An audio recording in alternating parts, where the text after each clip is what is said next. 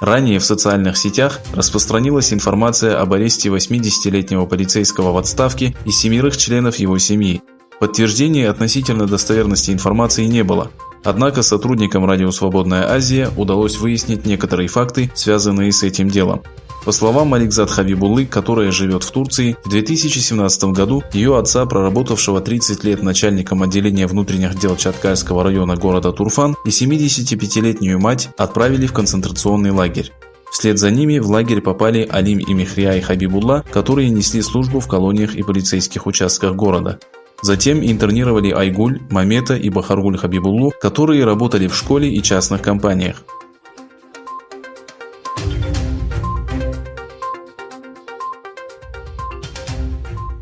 Японская пресса утверждает, что лидер Северной Кореи тяжело болен и подключен к аппарату искусственного дыхания. Согласно информации японских СМИ, здоровье Ким Чен Ына ухудшилось после неудачной операции.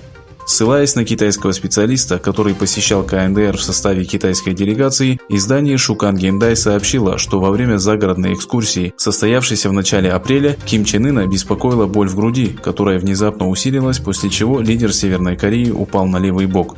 Сопровождавшие Ким Чен Ына доктора доставили его в ближайший госпиталь. Публицист Даисуки Кондо пишет, что из-за избыточного веса во время операции у лидера КНДР возникли осложнения.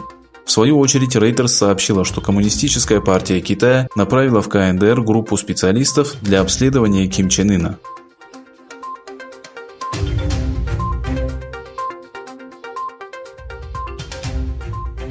Около 1000 человек собрались на площади Рабина в Тель-Авиве, чтобы опротестовать инициативу объединения власти в лице Нетаньяху в борьбе с COVID-19.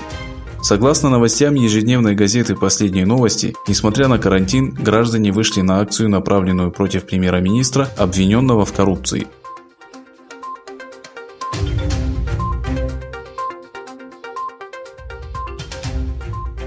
Human Rights Watch призвала правительство Бангладеш принять араканских мусульман, которые застряли в Бенгальском заливе. Ранее министр иностранных дел Бангладеш заявлял, что не позволит араканским мусульманам пересечь границу страны, аргументируя это карантином. В 2012 году в провинции Аракан произошли столкновения между буддистами и мусульманами, в результате которых погибли 1000 людей, были подожжены сотни домов и рабочих мест. ООН и международные правозащитные организации считают насилие в отношении араканских мусульман этнической чисткой и геноцидом.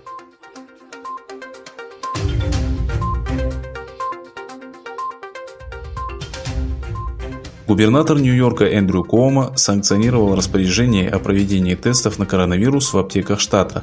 На ежедневной пресс-конференции губернатор сообщил, что число случаев все еще велико, но заверил, что в скором времени количество инфицированных сократится.